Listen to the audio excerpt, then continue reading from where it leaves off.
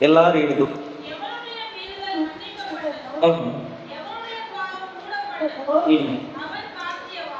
எல்லாரும் சேர்ந்து அந்த 2 வருஷத்தை வாசிக்க பார்ப்போம். எல்லாரும் சேர்ந்து வாசிக்க. எவனுடைய பாவம் மூடப்பட்டதோ பாக்கியவான். என்ன வந்து என்னாது இருக்கிறாரோ, எவருடைய ஆவியில் கவனம் இல்லாது இருக்கிறதோ அவர்கள் பாக்கியவான்கள். இந்த வசனத்தை நம்ம பார்த்துக் கொள்ளுங்க. எவருடைய மீறுதல், எவருடைய பாவம் மன்னிக்கப்பட்டு மூடப்பட்டதோ அவர்கள் பாக்கியவான்கள். யாருடைய அக்கிரமத்தை கர்த்தர் எண்ணாது இருக்கிறாரோ, யாருடைய ஆவியில கபடம் இல்லாது இருக்கிறதோ அவங்க பாக்கியவான்கள். இந்த 2 வசனத்தில் ஒரு முக்கியமான ஒரு காரியம் இருக்கிறது. என்னன்னா, பாவம் மன்னிக்கப்படுதல். சொல்லுங்க, என்ன சொல்லுங்க? பாவம் மன்னிக்கப்படுதல். நம்ம மத்தேயு 6ஆம் அதிகாரத்துல ஏசப்பா பரமண்டல ஜெபம் சொல்லி கொடுப்பார் இல்லையா? இந்த பரமண்டல ஜெபத்துல ஒரு முக்கியமான பாயிண்ட் சொல்வார். என்ன பாயிண்ட்னா, எங்களுடைய குற்றங்களை மன்னி. எங்களை என்ன செய்யும்? என்ன சொல்லுவாரு? பரமண்டலத்தில் இருக்க எங்கள் பிதாவே, உடைய நாமம் பரிசுத்தப்படட்டும், உடைய ராஜ்யம் வரட்டும், உடைய சித்தம் பரமண்டலத்திலே செய்யப்படுவது போல பூமியில எங்களுக்கு வேண்டிய ஆகாரத்தை இன்று எங்களுக்கு தான். எங்களுக்கு கடனாளிகளுக்கு நாங்கள் மன்னிக்கிறது போல கடனை எங்களுக்கு மன்னிக்கும். அதாவது பாவ மன்னிப்பை குறித்து பரிசுத்த தெய்வம் என்னோடு கூட பேசினார். இது இந்த சபைக்கு பேசும்படியா ஆவியானவர் உணர்த்தினார். கரங்களை ஒரு தேவையில்லை சொல்லுவோமா? இல்லையா? ஒருவேளை இந்த மாதிரி பிரசங்கங்களை ஒருவேளை நீங்கள் கேட்டிருந்தாலும் இன்றைக்கு ஆண்டவர் மறுபடி உங்களுக்கு ஒருவேளை ஞாபகப்படுத்தலாம். பாவ மன்னிப்பை பெற்றவர்கள் பாக்கியவான்கள். பாவ மன்னிப்பை பெற்றவங்க பாக்கியவான்கள். யாருக்கெல்லாம் பாவம், கர்த்தரின் பாவத்தை மன்னித்து விட்டார் அப்படின்னு நெஞ்சில கை வச்சு சொல்லுங்க. அந்த விசுவாசம் எல்லாருக்குமே ஆண்டவர் மன்னிச்சிருக்கிறார். அல்லேலூயா. அந்த தைரியம் நமக்கு வேணும். சொல்லுங்க, அந்த தைரியம் நமக்கு வேணும். நான் பேசும்போது நீங்க கூட சேர்ந்து பேச, நமக்கு அந்த தைரியம் வேணும். உலகத்தில் விலையேறப்பட்டவங்க யார் அப்படின்னா, தேவனால மன்னிக்கப்பட்டவர்கள். தேவன் நம்ம ஆண்டவரை மன்னிச்சுட்டாருன்னா நான் உலகத்துல விலையேறப்பட்டவன். சரியா? நிறைய பாவங்கள் இது ஆண்டவர் இந்த சபைக்கு இன்னைக்கு சொல்லும்படிதான் ஆண்டவர். நான் பிரசங்கம் எடுக்கும்போது முடியல, இதைத்தான் நாங்கள் அனுமதித்தார். ஒன்று, நாம எல்லா காரியமும் நமக்கு மன்னிக்கப்பட்டிருக்க வேண்டும். இந்த 32ஆம் சங்கீதம் 1ஆம் வசனத்தில் சொல்லியிருந்தது போல எல்லாமே நமக்கு என்ன செய்யப்பட்டிருக்கணும்? மன்னிக்கப்பட்டிருக்கணும். ஒரு பாவம் மட்டும் அதுல சொல்லியிருக்கிறது மீறுதல் அப்படின்னு வார்த்தையை சொல்லியிருக்கு. ஆனா நிறைய மன்னிக்கப்பட வேண்டிய காரியங்கள் பைபிள்ல இருக்குது. ஒன்று மாம்ச பாவம். சொல்லுங்க, என்ன பாவம்? 2வது ஆவிக்குரிய பாவம். 2வது என்ன பாவம்? ஆவிக்குரிய பாவம். இந்த 2 பாவத்தை ஒருவேளை உங்க பாஸ்டர் மூலமா அந்த ஆண்டவர் பேசியிருந்தாலும் மறுபடியும் இதுக்கு ஆண்டவர் சொல்லுகிறார். மன்னிக்கப்பட வேண்டிய பாவங்கள். சொல்லுங்க. நான் சொல்லும் போது நீங்கள் கவனிச்சுட்டே இருங்க. இதெல்லாம் ஆண்டவர் மன்னிப்பு கேட்டிருக்குமா அல்லது நம்மளை ஆண்டவர் மன்னிச்சு தரான்னு பாருங்க. ஒன்று, மன்னிக்கப்பட வேண்டிய காரியம் ஒவ்வொன்றா சொல்லணும். ஆண்டவரே, என் குற்றங்களை மன்னியும். சொல்லுங்க.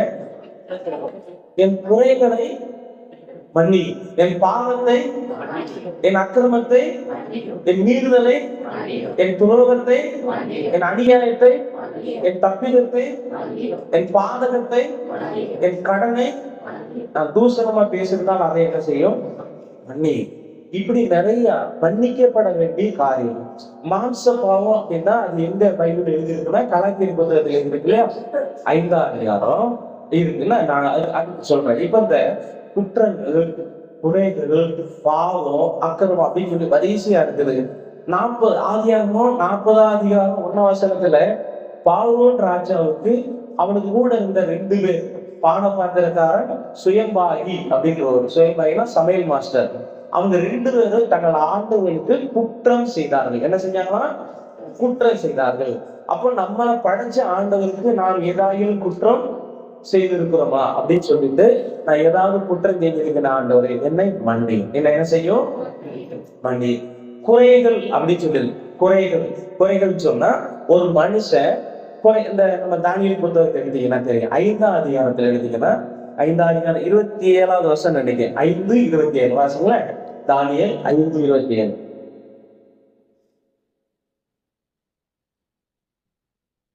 தானியேல்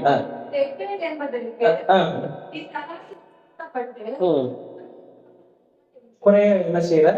இப்ப நம்மள ஆண்டவர் நிறுத்து பாக்குறாரு. நம்ம ஒரு 10 வருஷம் விசுவாசி, இந்த 10 வருஷ விசுவாசிக்குரிய வளர்ச்சி இல்லாவிட்டால் ஆண்டவர் நம்மளை என்ன செய்வாரு? நம்ம இடத்துல நமக்கு குறையாயிட்டோம். ஒரு விசுவாசி ஒரு 10 வருஷம் விசுவாசினா அந்த 10 வருஷத்துக்குரிய ஜெபம், பைபிள் தியானம், உபவாசம், ஆராதனை, அபிஷேகமும் கரெக்டா என்ன செய்ய இருக்கணும். அப்படி இல்லாட்டா அந்த நம்மளை படைச்ச ஆண்டவர் நம்ம மேல வருத்தப்படுவார். இப்ப பெல்சாசார் அப்படிங்கிறதான அந்த ராஜாவை குறித்து தானியேல் அந்த எழுதப்பட்டதுல மேலே உபாரிசை சொல்லிட்டு அதை சொல்ல, நீ தராசுல ஆண்டவனுடைய நிறுத்து பார்த்தா நீ எப்படி இருக்க? குறையா இருக்க. குறையா இருக்குவாமா? இருக்கக்கூடாது. அப்போ ஆண்டவர் என் குறையில என்ன செய்யும்? மன்னியும். நம்ம வருஷத்துக்குரிய வளர்ச்சி நம்மகிட்ட என்ன செய்யணும்? இருக்கணும். ஒரு நபர் படிக்கிறாங்கன்னா அந்த +2 வரைக்கும் படிக்கிறாங்க ஸ்கூல்ல, அந்த +2 படிக்கும் பொழுது அதுக்கு தக்க வளர்ச்சி இல்லாட்டா அந்த ஆசிரியர் அவங்க மேல என்ன செய்யறாங்க? வருத்தப்படுறாங்க. இவனால கற்றுக் கொடுத்து இவங்க என்ன செய்யல, சரியா படிக்கலையே அப்படின்னு வருத்தப்படுறாங்க இல்லையா? ஒரு உரையாடல், ஒரு அறிஞரை வைத்து விடுகிறோம். படிக்க வேண்டியதை படிக்காமல், பாஸ் பண்ண வேண்டியதை பாஸ் பண்ணாவிட்டால் நம்ம ஆண்டவர் பார்வையில குறையா என்ன செய்யறோம்? இருக்கிறோம். குற்றங்களை மன்னியும், குறைகள் மன்னி. நான் குறை சொன்ன குறை என்ன குறை? வயசுக்கு தக்க வளர்ச்சி இல்லாவிட்டால் இந்த குறைய மன்னிங்க அப்படின்னு சொல்லிட்டு இருக்கு. அப்படி அப்புறம் பாவங்கள் நிறைய பாவங்கள். எசேக்கியேல் 28ஆம் அதிகாரத்துல சாத்தானை குறித்து ஆண்டவர் சொல்லும் போது, உன் வழியெல்லாம் நீ என்ன செஞ்சிருந்த? என்னைக்கு நீ ஆண்டவருக்கு எதிரியா மாறினையோ அது வரைக்கும் நீ குறையில்லை, நல்லா கரெக்டா இருந்த. நீ என்னைக்கு எனக்கு எதிரா மாறினையோ அன்னைக்கே வாழ்க்கையில் என்ன வந்துருச்சு? குறை வந்துருச்சு. நம்ம ஆண்டவருக்கு பிரியமா இருக்கிற வரைக்கும் நம்மகிட்ட குறை வராது. ஆண்டவருக்கு எதிரியா மாறினோன்னா நம்முடைய வாழ்க்கை என்ன செஞ்சிடும்? குறை வந்துடும். ஆண்டவர் நம்மளை பார்த்து வருத்தப்படுகிறார். இப்ப நீங்க ஒவ்வொன்றா சொல்லி ஜெபம் பண்ணணும். என் குற்றங்களை மன்னிங்க ஏசப்பா, என் குறைகளை மன்னிங்க ஏசப்பா, என் பாவத்தை மன்னிங்க. என்ன செய்யுங்க? என் பாவம் நிறைய பாவங்கள் இருக்கு இல்லையா? அதான் சொல்ல, மாம்ச பாவம், ஆவிக்குறி பாவம், அதை சொல்லிட்டாருன்னு. அடுத்து என் அக்கிரமத்தை மன்னி. என்ன மன்னியும்? அக்கிரமம்னா ஒழுக்கம். அக்கிரமம்னா என்னது? அதுக்கு ஆப்போசிட்டான சொல்லுங்க. கிரமம்னா ஒழுக்கம், அக்கிரமம்னா ஒழுங்கினம். சொல்லுங்க, என்னது? ஒழுங்கினம்.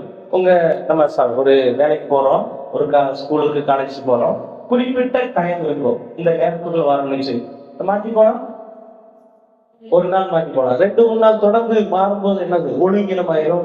ஒழுங்கு நடவடிக்கை அப்படின்னு சொல்லுவாங்க இல்லையா? உலகத்துல நிறைய பொறுப்புகள் இருக்கு. அந்த பொறுப்புகள் அவர்கள் உண்மையா இல்லாவிட்டால் அவர்கள் என்ன செய்யறாங்க? ஒழுங்கு நடவடிக்கை, அந்த சட்டத்துக்கு அப்படி ஒழுங்கு அப்படின்னு சொல்லு. அதனால என் குற்றங்களை, குறைகளை, பாவத்தை, அக்கிரமத்தை மன்னி. அக்கிரமங்கிறது ஒழுங்கீனம். சொல்லுங்க, என்னது? ஒழுங்கினம். இந்த ஒழுங்கினம் ஆண்டவருக்கு முன்னாடி எல்லாத்திலையும் நம்ம ஒழுங்கா இருக்கிறோமா? ஒழுங்காயிரு அப்படின்னு மிரட்டுறாங்க இல்லையா? அப்போ அந்த ஒழுங்கை மீறும் போது நாம் ஒழுங்கினமா மாறுகிறோம். அதற்கு ஆண்டவர் கொடுக்கிற ஒரு பேர் என்ன? அக்கிரமம். சொல்லுங்க, என்னது? அக்கிரமம். என் அக்கிரமத்தை என்ன செய்யும்? 32ஆம் சங்கீதத்துல என்ன சொல்லுதுக்கு? எவனுடைய அக்கிரமத்தை கர்த்தர் எண்ணாது இருக்கிறாரோ அவன் என்ன செய்வான்? பாக்கியவான். அப்புறம் மீறுதல் அப்படின்னு சொல்லி, என்னது? மீறுதல். பைபிள்ல சொல்லுது பிறப்பிலே மீறுதல் வர்றான். சரி, அது இன்னொரு பாயிண்ட் சொல்றேன். அடுத்து துரோகம் அப்படின்னு இருக்கு. என்னது? துரோகம். ஆண்டவருக்கு துரோகம். திருமணத்துல இணையும் போது, நான் அந்த திருமணம் ஆகும்போது அந்த பொண்ணுக்கு மாப்பிள்ளைக்கு என்ன சொல்லுவாங்க? வாழ்விலும் சுகத்திலும் துக்கத்திலும் இப்படி எல்லாம் கரெக்டா இருக்கணும் அப்படிம்பாங்க. அந்த வார்த்தையை மீறும் போது அவங்க யாரா மாறுறாங்க? துரோகியா மாறுறாங்க. துரோகியா என்ன செய்யக்கூடாது? அவங்க மாறக்கூடாது. மாறும்போது அங்க பல தீமைகளோடு. இன்னைக்கு நம்ம எல்லாரும் இயேசு கிறிஸ்துவுக்கு மணவாட்டி. அல்லேலூயா. நம்மள எல்லாரும் யாரு? ஏசப்பாவுக்கு மணவாட்டியாகிய சபை ஆண்டவருக்கு துரோகம் செய்யலாமா?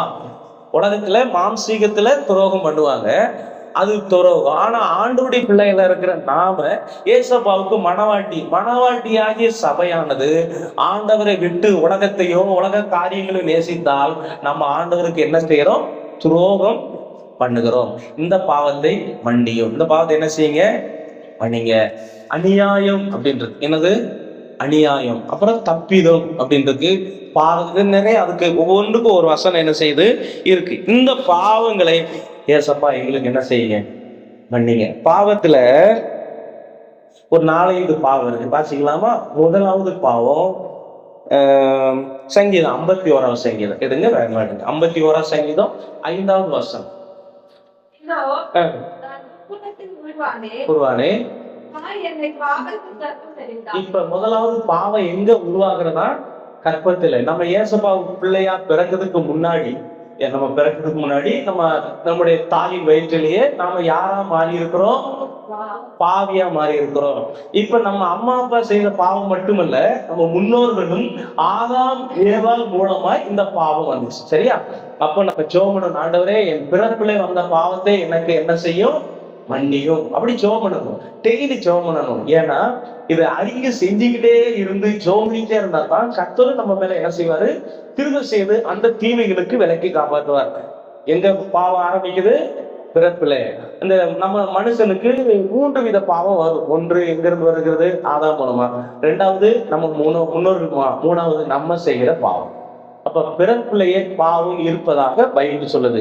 இதெல்லாம் என்ன செய்யணும்? இந்த செவம் முடியும் போது இதெல்லாம் ஏசப்பா எங்களை விட்டு நீக்கி போடணும். சரியா? அப்ப 3 காரியம் செய்யணும். 1, மன்னிப்பு கேட்கணும். 2வது பரிசுத்தமாகணும், நிரப்பப்படணும். 3வது நம்ம என்ன செய்யணும்? ஆண்டவருக்காக பயன்படணும். சரியா? அதுக்குதான் இந்த இடத்துல வந்திருக்கிறோம். ஒரு ஒர்க்ஷாப்ல எப்படி ஒரு வாகனத்தை கொண்டு போய் அதெல்லாம் பழுது நீக்கி புதுசா வெளியே வருகிறது போல, ஆலயத்துக்குள்ள வந்து விட்டு நான் வெளியே போகும்போது அந்த மனுஷனை நீதிமான ஆண்டவர் மாத்தினார் இல்லையா? அப்படி நம்ம மாறி போகணும். கர்த்தர் நமக்கு உதவி செய்வார். அல்லேலூயா சொல்லுவோமா? அல்லேலூயா.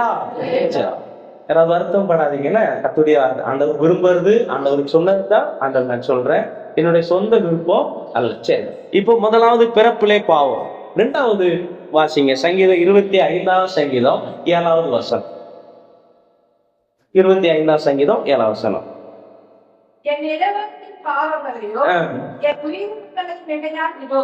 2வது பாவம் என்ன? எந்த வயசுல பாவம் வருது? 7ஆம் வயது. ஒரு வாலிப வயசுன்னு வைங்களேன், இந்த வயசுல பாவம் வருது. இப்ப வந்திருக்கிற வாலிபர்கள் நிறைய பேர் வாலிப பிள்ளைங்க இருக்கீங்க. சிலர் மீட்டிங் போயிருக்கிறதா சொன்னாங்க. ரொம்ப சந்தோஷம். ஏன்னா அது தீமைகளும் நன்மைகளும் உருவாக்குற வயது. நல்லதும் விதைக்கலாம், தீமை என்ன செய்யலாம்? விதைக்கலாம். இப்படி 2 வயதுல 2 விதைக்கப்படுகிற ஒரு வயது தான் வாலிப வயசு. எந்த பக்கம்னாலும் நம்ம போகலாம், எங்கிட்டு வேணாலும் போகலாம், அதுக்கு உரிமை இருக்கு. ஆனால் தீமையான பக்கம் மனிதன் போவான் என்று சொன்னால் அவனுக்கு அழிவு வரும். நன்மையான பக்கம் போனால் அவனுக்கு நித்திய ஜீவன் வரும். அல்லேலூயா. இன்னைக்கு இந்த விசேஷ நாளில எல்லாவற்றையும் தியாகம் பண்ணிட்டு வந்திருக்கீங்கன்னா கர்த்தர் பார்வையில அது விலையேறப்படும். இந்த வாலிப வயசை ஆண்டவருக்கும் பயன்படுத்தலாம், சாத்தானுக்கும் பயன்படுத்தலாம். சாத்தானுக்கு பயன்படுத்தும் போது அது ஜாலியாகவும் அது மிகவும் அழகாய் தெரியும். ஆனால் போய் சேர இடம் அக்கினி கடல். ஆண்டவருக்காக பயன்படுத்தும் போது போர் அடிக்கிற மாதிரி இருக்கும், வெறுப்பா இருக்கும், கஷ்டமா இருக்கும். ஆனால் போய் சேர இடம் நித்திய ஜீவன். அல்லேலூயா. அப்போ வசனம் என்ன சொல்லுது? இள வயதின் பாவம். இப்ப நம்ம சிலர்லாம் மேரேஜ் ஆகி பேரம்பேத்தி கூட எடுத்துருக்கலாம். ஆனால் நம்ம சிறு வயதுல, வாலிப வயதுல நம்முடைய வாழ்க்கையில வந்த பாவத்தை அறிக்கை செய்ய வேண்டும். வந்திருக்கிற வாலிபர்கள், பெரியவங்க எல்லாருமே சின்ன நம்ம இந்த வாலிப வயதில் நம்முடைய வாழ்க்கையில வந்த பாவங்களை கண்டிப்பா அறிக்கை செய்யணும். ஒரு நாளா தினமும் என்ன செய்யணும்? தினமும் அறிக்கை செய்யணும். அன்னைக்கு ஏசப்பா மன்னிச்சுட்டார் உண்மை. ஆனாலும் நம்ம என்ன செய்யணும்? ஆண்டவர்கிட்ட 2 காரியம் சொல்லணும். ஆண்டவரே மன்னிச்சிங்க, அதுக்காக ஸ்தோத்திரம். இன்னும் கூட ஏதாவது இருந்தா என்ன செய்யுங்க? மன்னிச்சிருங்கப்பா. ஏன்னா பாவரிக்கை செய்வது தவறே கிடையாது. பாவங்களை என்ன செய்யணும்? பைபிள் சொல்றதுல தன் பாவங்களை மறைக்கிறவன் தான் அறிக்கை செய்து விட்டு விடுகிறவன். அப்ப அறிக்கை செஞ்சுக்கிட்ட மன்னிங்கன்னு சொல்லும். முதலாவது பிறப்புல பாவம் இருக்கு. 2வது எங்க பாவம் இருக்கு?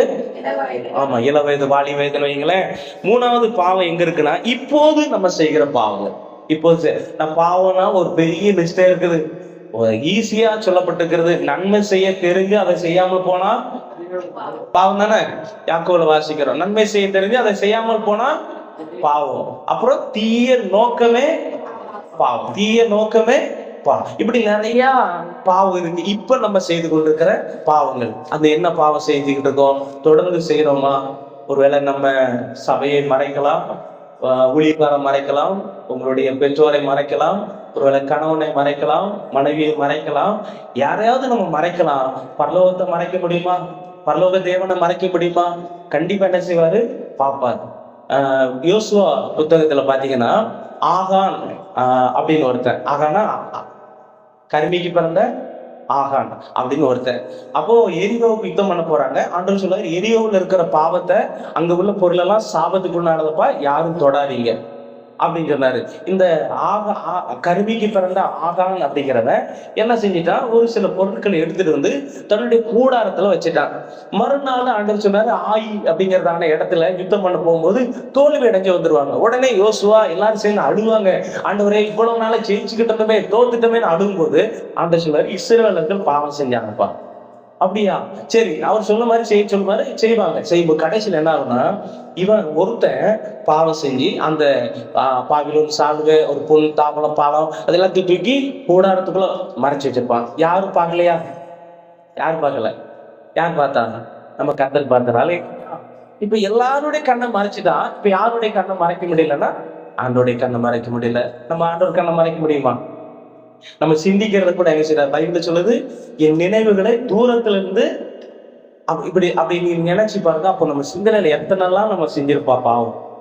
அப்படி பாவத்தோட நம்ம தொடர்ந்து இருக்கலாமா? சொல்லுங்க, இருக்கலாமா இருக்கக்கூடாதா? சத்தமா சொல்லுங்க, இருக்கக்கூடாது. அல்லேலூயா. என்ன செய்யக்கூடாது? அப்படி இருந்தா ஆண்டவர் நம்மளை விட்டு என்ன செய்வாரு? ஆண்டவர் விலகுன ஒரு தீமையை விட உலகத்துல வேற தீமையே கிடையாது தெரியுமா? என் கூட கர்த்தர் இருக்கிறாங்க, என்னை விட்டு அவர் விலகுனாங்க, அந்த கொடுமையை விட வேற கொடுமையே இல்லை. நம்ம உலகத்தில் எது வேணாலும் இல்லாம இருந்தரலாம், சாப்பாடு இல்லாம, ட்ரெஸ் எதுவுமே இல்லாம இருந்தரலாம். ஏசப்பா இல்லாத ஒரு வாழ்க்கை வாழவே ஏசப்பட்ட சொல்லணும், ஆண்டவரே நீர் என்னை விட்டு என்ன செய்யக்கூடாது, விலகக்கூடாதுன்னு. அப்போ பிறப்பிலை பாவம், வாலிப வயசுல பாவம், தற்போது செய்கிற பாவம், அடுத்து பாத்தீங்கன்னா முன்னோர்கள் செய்த பாவம். யோவான் 9ஆம் அதிகாரம், இன்னைக்கு எடுங்க 9ஆம் அதிகாரம் 2ஆம் வசனம் வாசிங்க. யோவான் 9:2.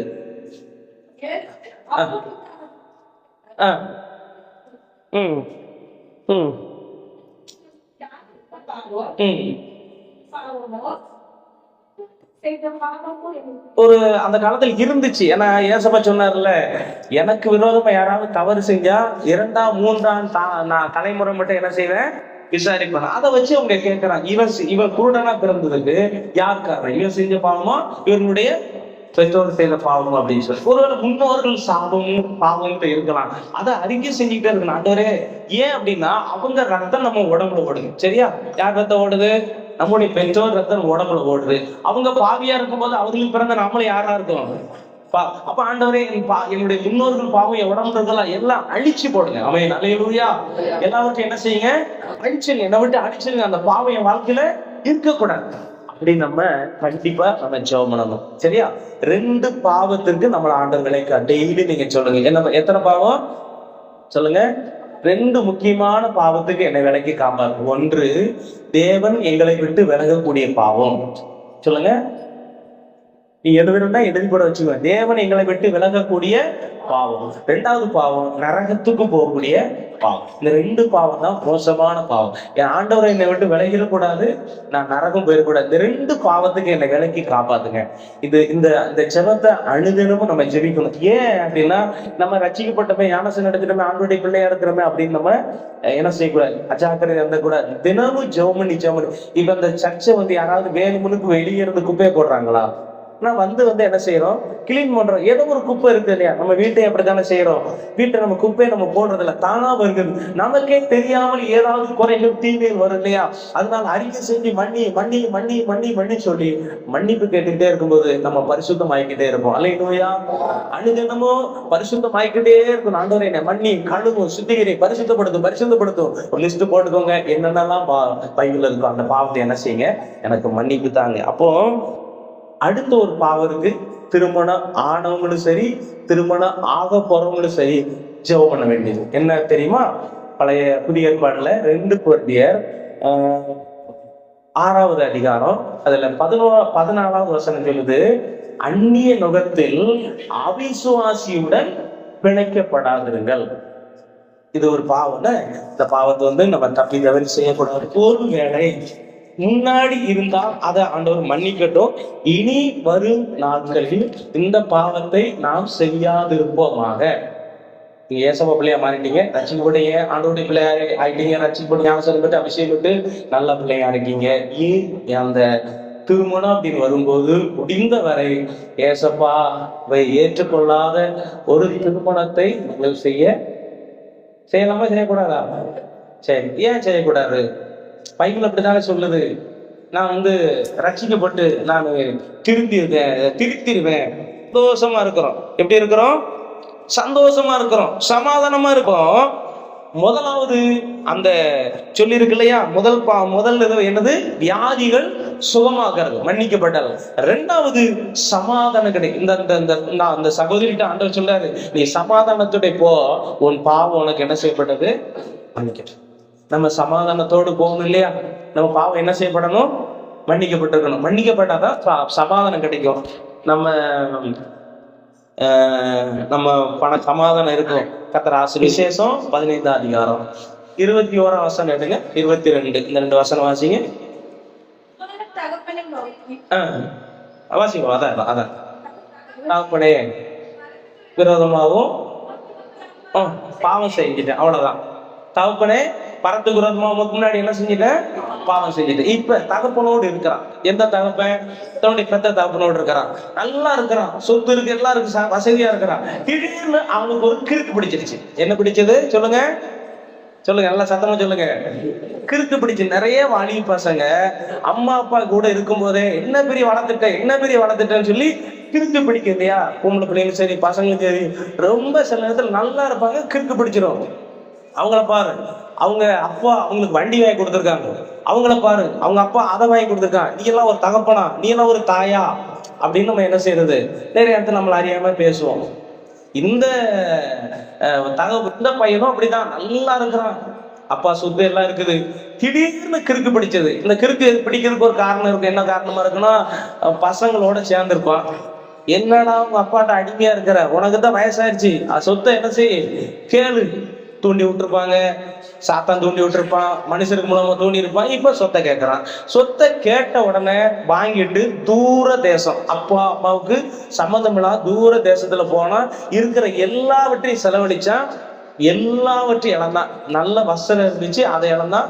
கழுத்துக்கு போட்டிருந்த அந்த அவங்க வசதியா இருக்கிறவங்களுக்கு ஒரு டாலர் இருக்கு, அதை எல்லாத்தையும் இழந்துட்டான். நெருக்கடியா இருக்கிறான். இப்ப அந்த நாட்டுல பஞ்சம், பசி. ஒருத்தன் வேலை கேட்கறான், பன்னி மேய்க்க சொல்றான். அந்த பசி ஆத்த முடியாம பன்றி தவிடு எடுத்து சாப்பிட பார்த்தான். இப்போ ஒரு நாள் இப்படி போயிடுச்சு. ஒரு நாள் அழுகிறான்.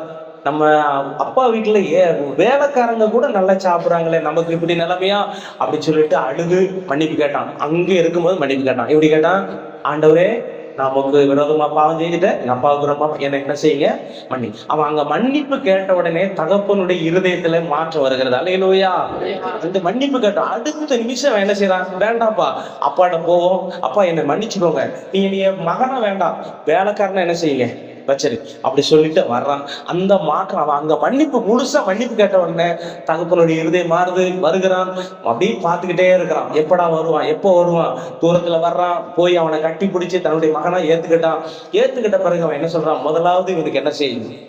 விலை உயர்ந்த வஸ்திரத்தை கொண்டு வா, காலுக்கு செருப்பு கொண்டு வா, கழுத்துக்கு சங்கிலி கொண்டு வா. அலையிலே சொல்லுங்க, அல்லேலூயா. பாவம் மன்னிக்கப்பட்ட பிறகு அவன் அப்படியே தான் அவன் சொல்லல. அந்த வந்த உடனே அவன் சந்தோஷமாயிருச்சுன்னு அவன் சொல்லாம இல்ல, மறுபடியும் சொல்றான். தகப்பனே பரத்துக்கு விரோதமா உனக்கு முன்னாடி என்ன செஞ்சேன்? நான் பாவம் செஞ்சேன், என்னை மன்னிக்க.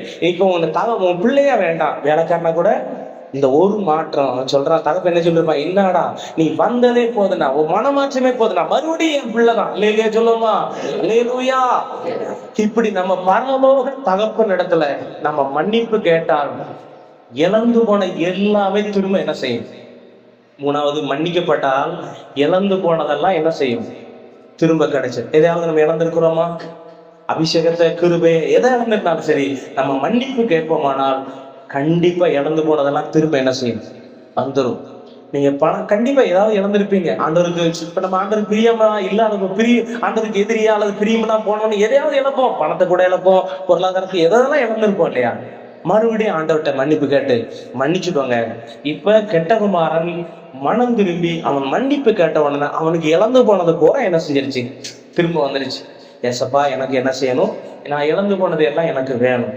மன்னிப்பு கேட்டால கேட்கவே வேண்டியதில்லை. ஆண்டவர் மன்னிச்சுட்டால நம்ம ஆண்டவர் நான் இழந்து போயிட்டேன், நான் அதை கொடுங்கன்னு கேட்கல, ஆட்டோமேட்டிக் என்ன செஞ்சிருச்சு? பாருங்க அந்த வசனம் வாசிங்க, என்ன சொல்றான்? அந்த அந்த அடுத்த வசனம், உயர்ந்த வஸ்திரத்தை கொண்டு வாங்க, மோதிரத்தை போடுங்க, பாதரட்சை போடுங்க. ஆமென், அல்லேலூயா. ஒரு விருந்தே கொண்டாட்டம். ஒரு பாவி பைபிள் சொல்லு, ஒரு பாவி மனம் திரும்பும் போது பரலோகத்தில் என்னதான் சொல்லுங்க, மிகுந்த சந்தோஷம். இப்ப இந்த சந்தோஷத்தை உண்டாக்கு நம்ம ஜெபம் பண்ணணும். ஆண்டவரே எனக்கு இரக்கம் செய்யும். நம்ம மன்னிப்பு கேட்டு ஆண்டவர் நம்ம மன்னிச்சுட்டாருன்னா இறந்து போனதை திரும்ப என்ன செய்யும், நம்ம கேட்கவே வேண்டாம், வந்துடும். இது நம்ம பைபிள்ல சொல்லி கொடுக்குற சத்தியம். அப்போ மன்னிப்பு கேட்க வேண்டும். சரியா? அடுத்து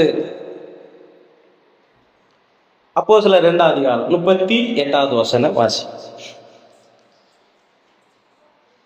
அப்போஸ்தலர் 2:38.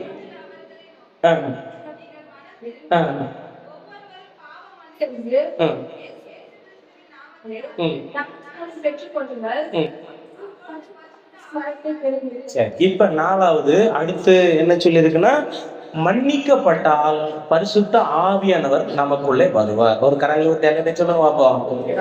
என்ன செய்யணும்? மன்னிக்கப்படணும். மன்னிக்கப்படாதான் என்ன வரும்? பரிசுத்த ஆவியான பவுல் பேதுரு சொல்கிறார், நீங்க மன்னிக்கப்படணும். அதுக்கு ஞானசம் எடுக்காதவங்க எடுங்க. எடுத்த பிறகு பரிசுத்த வரத்தை என்ன செய்யுங்க? பெற்றுக்கொள்ளுங்க. இப்ப நம்ம ஆண்டவர்கிட்ட சோமன், ஆண்டவரே அபிஷேகம் எனக்குள்ள வருவதுக்கு ஒரு வேளை எனக்கு பாவம் ஒரு தடையா கூட இருக்கலாம். ஏன்னா என்ன செஞ்சிருங்கப்பா, தயவு செய்து மன்னிச்சிருங்க, தயவு செய்து மன்னிச்சிருங்க.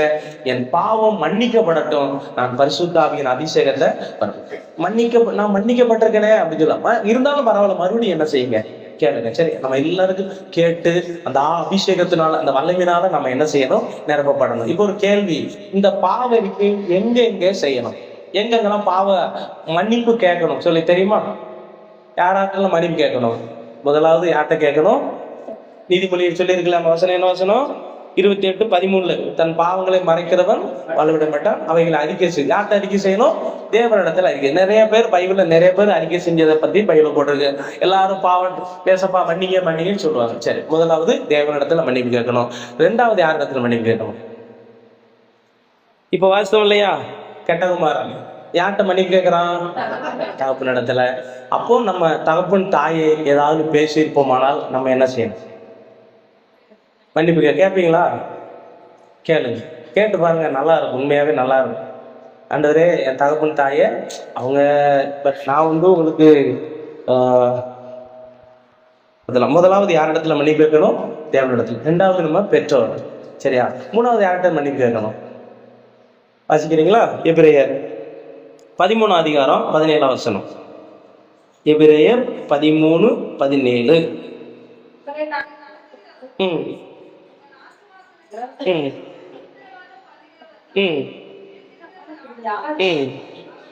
துக்கத்தோடு அல்ல,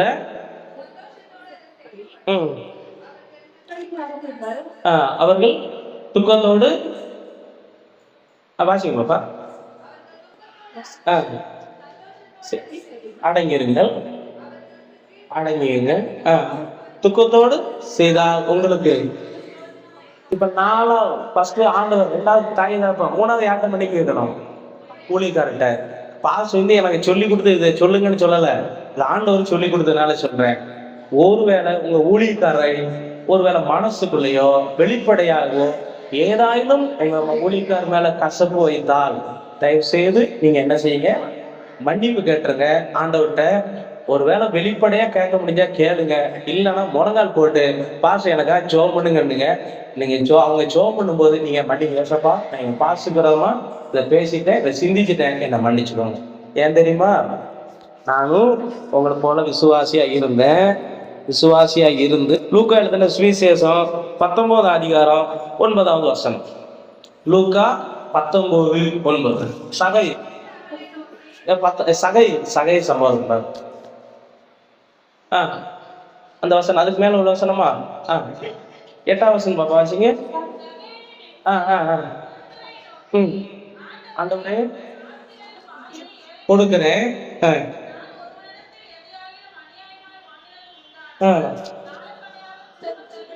சரி, இப்ப என்ன எங்க மன்னிப்பு கேட்கணும் விரும்புறாரு?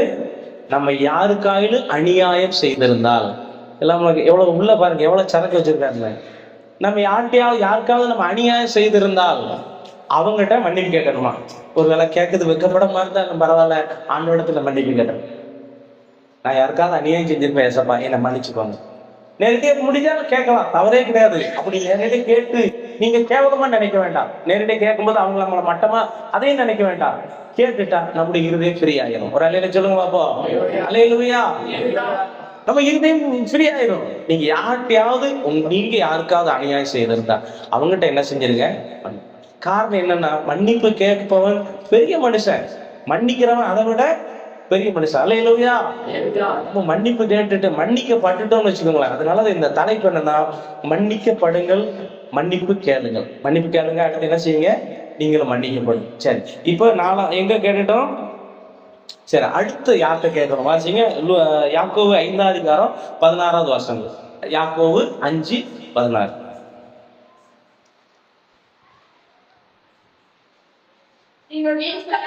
சோசமடை படிக்க.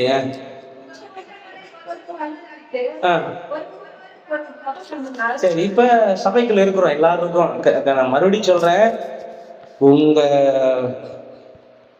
சொல்றேன், ஒருத்தருக்கு ஒருத்தர் பைபிள் அதே அதிகாரிகள் ஒருத்தருக்கு ஒருத்தர் கடித்து பச்சித்தீர்களானால் அப்படின்றது. ஒரு சபையில் இருக்கிறோம், ஒருவரை ஒருவர் தங்களிலும் வசனம் ஒருவேளை ஒருவர் தங்களிலும் நான் சொல்ற வசனம் பைபிள் இருக்கு. ஒருவரை ஒருவர் தங்களிலும் மேன்மை உள்ளவர்களா என்ன செய்யணும், நினைக்கணும். ஒரு அலையில சொல்லுங்க பாப்போம், அல்லேலூயா. எப்படி எப்படி நினைக்கணும், ஒருவரை ஒருவர் தங்களிலும், இந்த சகோதரன் இந்த சகோதரி எங்களை விட ஆண்டவருக்குள்ள பெரியார் அப்படின்னு நம்ம மனசுல நினைச்சோம்னா அங்க கசப்பு வருமா? சொல்லுங்க, கசப்பு வருமா? பிரிவினை வருமா? எதுவுமே வராது. என்ன செஞ்சிடும், சாத்தான் அடிவிட்டு போயிடுவான். அல்லேலூயா. நீங்க இந்த இத்தனை பேர் இருக்கீங்க இல்லையா, இந்த இடத்துல முழங்கால் போட்டு ஒரு மனமா ஜெபம் பண்ணா இந்த ஏரியா அசையுமா அசையாதா? கண்டிப்பா அசையும் இல்லையா? ஏன் அசைய மடக்கு? இதெல்லாம் யாக்கோபு சொல்றாரு, ஒருத்தருக்கு ஒருத்தர் கசப்பா இருக்கிறீங்கப்பா, தயவு செய்து மன்னிச்சுக்கோங்க. ஒருத்தர் என்ன செய்யுங்க, மன்னிப்பு கேளுங்க, மன்னிச்சிருங்க. எல்லா தீமைகளும் என்ன செய்யும், அது 120 பேர் ஒரு மனமா கூடனாங்க. எல்லார் மேலும் பரிசுத்தாவி வந்தாரு தெரியுமா? ஒருத்தருக்கு மேல வரல அப்படிங்களா? இல்ல, எல்லாரும் மேலும் பரிசுத்தாவி வந்த காரணம் என்னன்னா, 120 பேரும் தங்களிலும் மற்றவங்களை என்ன செஞ்சாங்க, மேன்மையா நினைச்சாங்க, ஒருமனப்பட்டிருந்தாங்க. நான் 10 வருஷம் விசுவாசி, நான் 5 வருஷம் விசுவாசி அப்படிலாம் அவங்க நினைக்கல. நான் இந்த சபை ஆரம்பிச்சது விசுவாசியா இருக்கிறேன், நான் போய் இறங்கி போறதா, நான் இதை செய்யறதா அதை அப்படிலாம் அவங்க நினைக்கல. தங்களிலும் மற்றவங்களை மேன்மை என்னதான் அவங்க கர்த்தருக்குள்ள உயர்த்தப்பட்டு கொண்டே இருந்தாங்க. ஒரு அலையில சொல்லுவோமா, அல்லேலூயா. யாரெல்லாம் ஆண்டவருக்கு பணிவிடை செய்யறார்களோ, யாரெல்லாம் ஆண்டவருக்கு உதவியா இருக்கிறார்களோ அவரெல்லாம் விலையேறப்பட்டவங்களா. இப்ப எத்தனையோ பேர் இருந்தாங்க. பாஸ்ட் பையங்க பைபிள்ல இருக்கு, ஏலியினுடைய பிள்ளைகள் 2 பேர் இருந்தாங்க. அவங்களுக்கு கூட அந்த மேன்மை வரல. அங்க பணிவிடை செய்து கொண்டிருந்த அந்த சாமுவேல் தான் தீர்க்கதரிசி என்ன செஞ்சாரு பாத்தீங்களா? நம்ம நான் ஏஸ்பாக்கு முன்னாடி உண்மையை சொல்றேன். அதனால நம்ம இந்த காரியத்தை என்ன செய்யணும், ஒருவரை ஒருவர் தங்களிலும் மேன்மையுள்ளவனா நினைச்சீங்கன்னா கண்டிப்பா அது ஆண்டவர் பார்வையில மேன்மையா இருக்கும். நீங்க அப்படி நினைச்சு பாருங்க, நினைங்க. கர்த்தர் உங்களுக்கு மேன்மை என்ன செய்வாரு, கொடுப்பாரு. இப்ப 4 இடத்துல 5 இடத்துல மன்னிப்பு கேட்க எங்க கேட்டணும், தேவனிடத்துல, பெற்றோர் இடத்துல, ஆவிக்குறி பெற்றோர் இடத்துல.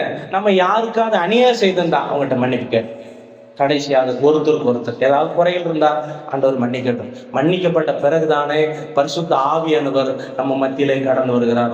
சொல்லுவோமா, அல்லேலூயா.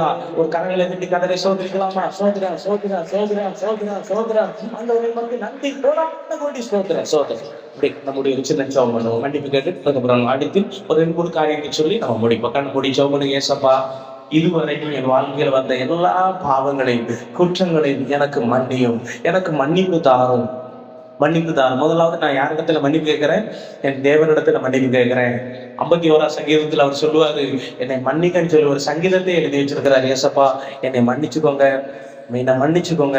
நான் என்னுடைய தாய் தகப்பனை கூட வேதனைப்படுத்திருக்கலாம், அதை மன்னிச்சுக்கோங்க. என்னுடைய ஆவிக்குரிய தாய் தகப்பனை நான் வேதனைப்படுத்திருக்கலாம், அந்த பாவத்தை மன்னிச்சிருங்க.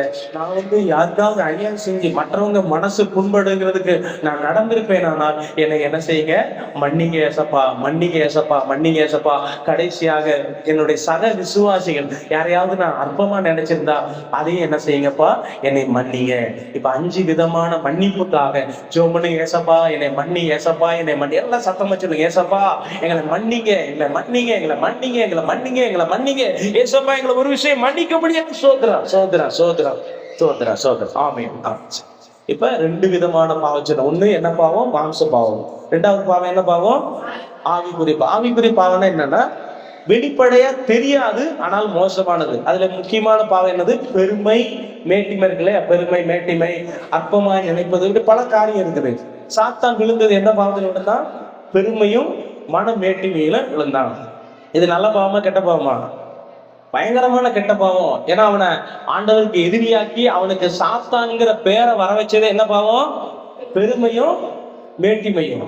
இந்த பாவம் கொடிய பாவம். சரி, பெருமை, மேட்டிமை, அப்புறம் அற்பமா நினைக்கிறது, இப்படி நிறைய பாவங்கள் உள்ள இருக்குது. அந்த பாவத்தையும் கத்தர் இப்ப நம்ம சோமன போது எப்படி சோமனும் என் மாம்ச பாவத்தை விபச்சார வயசு அப்படி நிறைய இருக்குது. அந்த பாவத்தை மன்னிச்சிருங்க. உள்ளுக்குள்ள வரக்கூடிய பெருமை, மேட்டிமை, மன அது இதுன்னு சொல்லி எல்லாத்தையும் என்ன செய்யுங்க? மன்னிக்கப்பட்டு இந்த இடத்தை விட்டு போகும்போது எப்படி போக வேண்டும்? நீதிமானாக சொல்லுங்க. என்ன போவோம்? எப்படி போகணும்?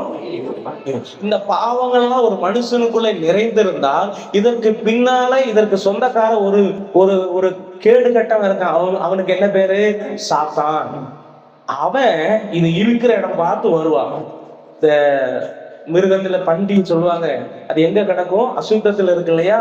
அது மாதிரி யாருக்குள்ளெல்லாம் அசுத்தம் இருக்கிறதோ அங்கே வந்து அவன் என்ன செய்வான்? உள்ள உட்கார்ந்து அவர்களை இன்னும் சந்தோஷப்படுத்துவான், இன்னும் ஆண்டவருக்கு எதிரியா மாற்றுவான். அவன் கிரியைகளை இயேசுவின் நாமத்துல அழித்து போவதாக. அவன் கிரியில என்ன செய்யணும்? அழியும். அவன் கிரியை அழியணும். இந்த பாவத்துக்கு சொந்தக்காரன் அவன் தான். உலகத்துல பாவம் வருவதுக்கு முதல் காரணம் தான். யார் தான்? சாத்தான். அவன் தான் ஆதாம் ஏவாளுக்குள்ள வந்து பாவத்தை உண்டாக்கி தலைமுறையா அடிமைப்படுத்திருந்தான். ஒரு நாள் ஏசப்பா மனுஷனா பிறந்து சிலுவையில பாடுபட்டு ரத்தம் சிந்தி அத்தனை பாவத்துக்கும் பிராயச்சித்தம் பண்ணிட்டாரு. இன்னைக்கு பாவம் மன்னிக்கிறதுக்கு குளத்திலேயோ ஆத்துலயோ முங்க வேண்டிய அவசியம் இல்லை. எங்க போனாலும் மன்னிப்பு கிடைக்காது. ஆனால் முழங்கால் படிட்டு ஆண்டவர் நோக்கி மன்னிப்பு கேட்போமானால் கர்த்தர் என்ன செய்கிறார்? மன்னிக்கிறார்.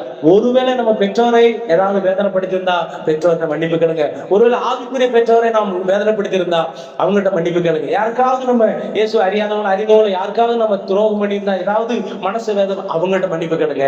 கடைசியா சபைக்குள்ள ஒருவர் மேன்மையா நினைங்க. யாராவது நீங்க அற்பமா நினைச்சு அவங்கள அப்படி வேதனைப்படுத்திருந்தா அதுவும் பாவம். அந்த பாவத்தை என்ன செய்ய? ஏசப்பா மன்னிப்பதற்கு எப்பொழுது ஆயத்தம்? ஏசப்பாட்ட வந்து பேதுரு கேட்பார், என் சகோதரன் எனக்கு துரோகம் செஞ்ச எத்தனை இடம் மன்னிக்கும்? 7 இடம் மன்னிக்கணும் சொல்லி. அப்ப ஏசப்பாட்ட கேட்கிறாரு. ஏசப்பா என்ன சொன்னாரு? 770 தடவை என்ன செய்ய? ஒரு நாளைக்கு தான் சொல்லியிருக்காரு, பல நாள் இல்லை, ஒரு நாளைக்கே.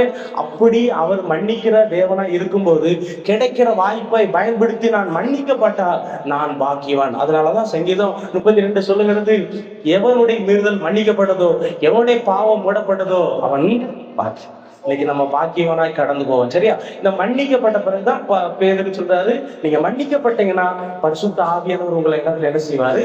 வந்துருவார். வந்த உடனே அவர் என்ன செய்வாரா? நம்ம பிலிப்பியர் புத்தகத்துல இருங்க. பிலிப்பியர் 3வது அதிகாரம் 21வது வசனம். பிலிப்பியர் 3:21. அதேதான்.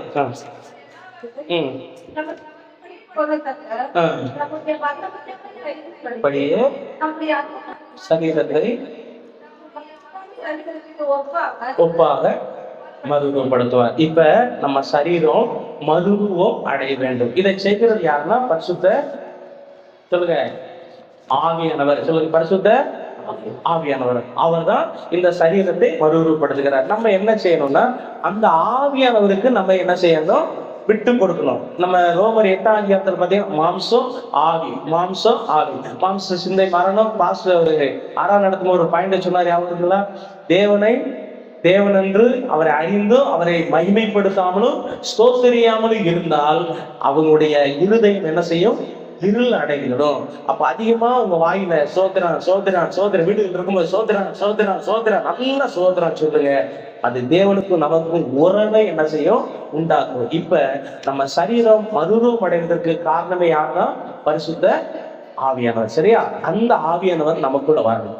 அந்த ஆவியானவர் பைபிள் சொல்லுது பரிசுத்த ஆவியானவரிடத்துல போது நீங்கள் பலன் அடைகிறது. பரிசுத்த ஆவியானவர் பைபிள் சொல்லுது ஆவியானவர் சகல சத்தியத்துக்கு உங்களை நடத்துவார். இப்படி நிறைய பரிசுத்த ஆவியானவரை குறித்து நமக்கு சொல்லப்பட்டிருக்கு இல்லையா? ரோமர் 8 சொல்லி இருக்கு, வேண்டுதல் செய்கிறார் இருக்கு, பலகீனத்துல உதவி செய்யறான்னு சொல்லி இருக்குது. இப்படிப்பட்ட ஆவியானவரை நாம் பெற்றுக்கொள்ள வேண்டும். முதலாவது நாம் என்ன செய்யணும்? மன்னிப்பு கேட்கணும். இரண்டாவது நாம் அதுல இருந்து விடுதலை அடையணும். மூணாவது நாம் நிரப்பப்படணும். நாலாவது நாம் தேசத்துல ஜனங்களுக்கு போய் பயன்படணும். இதைத்தான் ஆண்டவர் இந்த மத்தியான வேலையில நமக்கு சொல்லியிருக்கிறார். யாவரும் முதலாவது எழுந்து நம்ம ஜெபம் பண்ணிட்டு அதுக்கப்புறம் முழங்கால் படியிடுவோமா? எல்லாரும் எழுந்து நிற்போமா? எழுந்து நின்று, ஆண்டவரே நாங்கள் உமக்கு நன்றி செலுத்துகிறோம், நன்றியோடு ஸ்தோத்திரிக்கிறோம். முதலாவது நம்ம என்ன செய்ய வேண்டும்? மன்னிப்புகள். எழுந்து நின்றுங்க, இந்த தயாராக எழுந்து நின்று, ஆண்டவரே மன்னியும், இயேசுவே என்னை மன்னியும், ஏசப்பா என்னை மன்னியும். எனக்கு ஆண்டவர் கொடுத்த வார்த்தை இதுதான், மன்னிப்புக்காக நம்ம செபிக்க வேண்டும். ஏசப்பா என்னை என்ன செய்யும்? மன்னியும். நல்ல வாய் திறந்து சொல்லுங்க, ஏசப்பா என்னை மன்னியும்.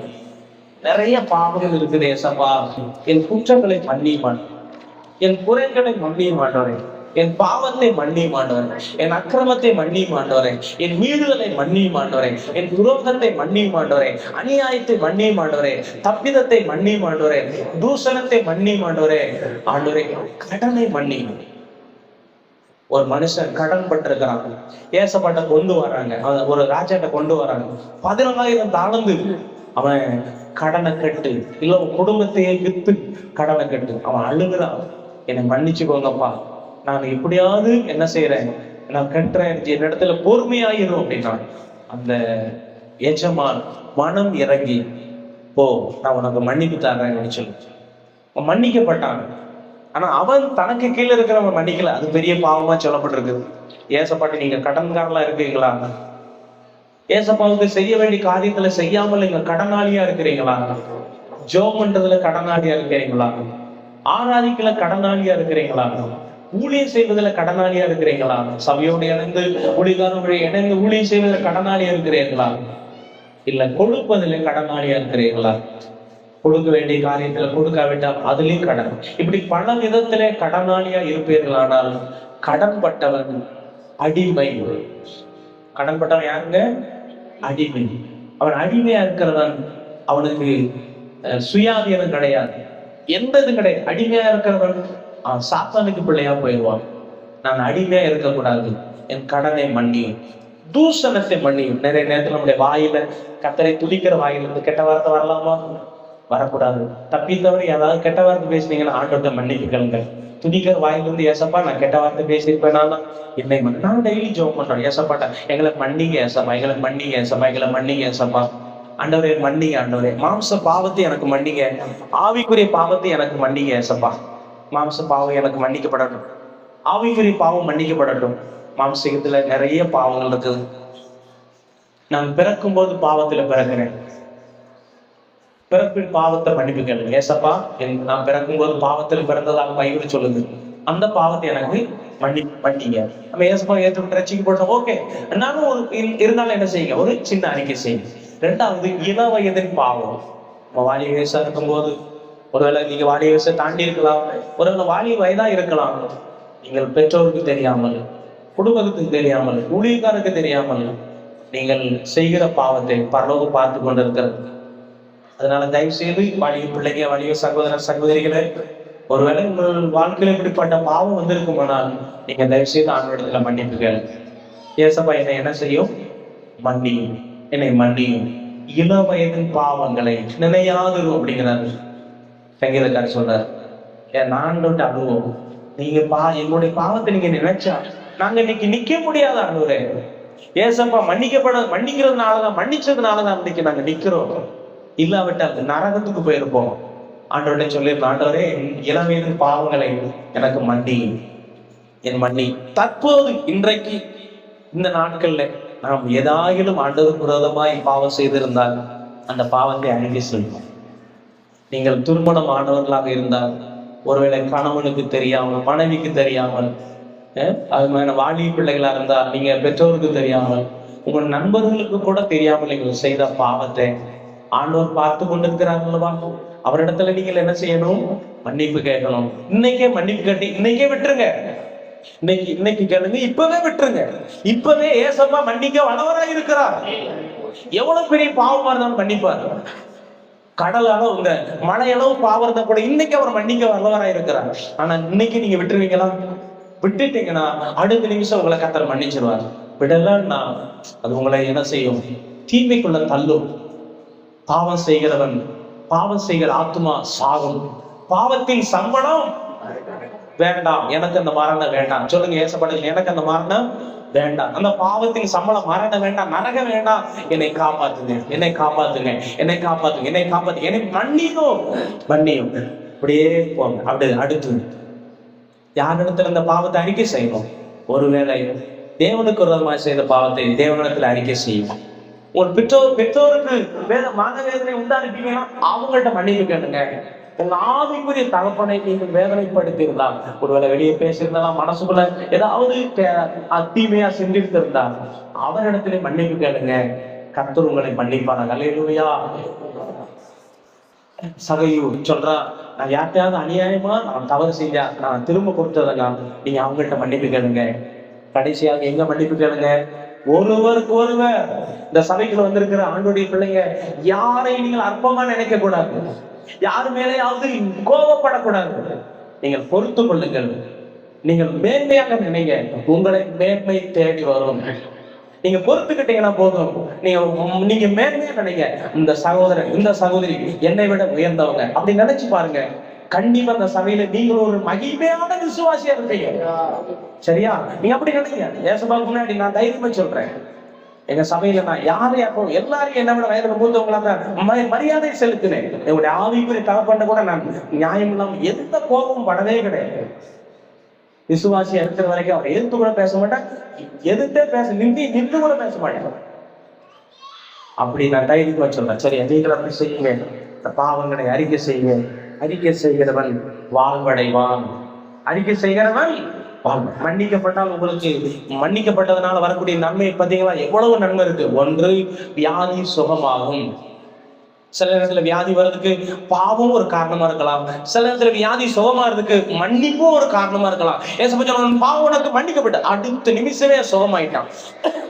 ஏசப்பா என்னை மன்னியும், என்னை கழுவும், என்னை சுத்திகரி, என்னை பரிசுத்தப்படுத்தும். மனசுக்குள்ள நிம்மதியே சமாதானம் இல்லையா? மன்னிப்பு கேளுங்க. ஒரு மன்னிப்பு அந்த அந்த பெண்ணுக்கு ஆண்டு சொன்னாங்க, போ, இது வரைக்கும் நீ என்ன போ, நான் உனக்கு மன்னிக்கிட்டாங்க, நீ சமாதானத்தோடே போ. அவள் மன்னிக்கப்பட்ட பிறகு மகிமையாய் சந்தோஷமாய் கடந்து போனாலே, யார் என்னை எப்படி நினைக்கலாம் அதை பத்தி அவசியம் இல்லை. நீங்கள் மன்னிப்பு கேட்டு நீங்கள் மன்னிக்கப்பட்டால் போதும். உங்களுக்கு அந்த சமாதானத்தை கர்த்தர் வைப்பார். அதை யாராலும் என்ன செய்ய முடியாது, எடுக்க முடியாது. சாத்தான் சொல்லுவான், நீ அன்னைக்கு பாவம் செஞ்சல. ஆமாடா சாத்தா, அன்னைக்கு நான் பாவம் செஞ்சேன், இன்னைக்கு நான் ஏசப்பா பிள்ளை, என்னைய கர்த்தர் என்ன செய்து விட்டார்? மன்னித்து விட்டார். சாத்தா மன்னிக்கப்பட்ட பிறகு ஏதாவது சொன்னானே நீங்க சொல்லுங்க, சாத்தானே ஒரு நாள் நான் பாவியா இருந்த உனக்கு பிரியமா இருந்த இன்னைக்கு என்னை ஏசப்பா என்னை மன்னித்து விட்டார், இன்னைக்கு நான் ஏசப்பா பிள்ளை, நீ என்னை கிட்ட வராது. அல்லேலூயா. அப்படி நீங்க சொல்லி ஆண்டவரை என்ன செய்யுங்க? மகிமைப்படுத்துங்க. அதே போல மன்னிக்கப்பட்டால் நீங்க இதுவரைக்கும் எதெல்லாம் இழந்திருக்கீங்களோ திரும்ப கர்த்தர் என்ன செய்வார்? அந்த கெட்டமாருக்கு மன்னிக்கப்பட்ட பிறகு இழந்து போனதெல்லாம் கிடைச்சதே இன்னைக்கு திரும்ப கர்த்தர் உங்களுக்கு கொடுக்க வல்லவராக இருக்கிறார். மன்னிக்கப்பட்ட பிறகுதான் பரிசுத்த ஆவியின் அபிஷேகம் நமக்கு கிடைக்கும் என்று அப்போஸ்தலன் பேதுரு சொல்லுகிறார். மன்னிக்கப்பட்டால் வாக்குத்தத்தமாகி அந்த பரிசுத்த ஆவியின் அபிஷேகம் வந்து ஒரு சின்ன கோரஸ் பாடிட்டு மறுபடியும் உலகங்கள் படிட்டு நம்ம கேட்க போறோம்.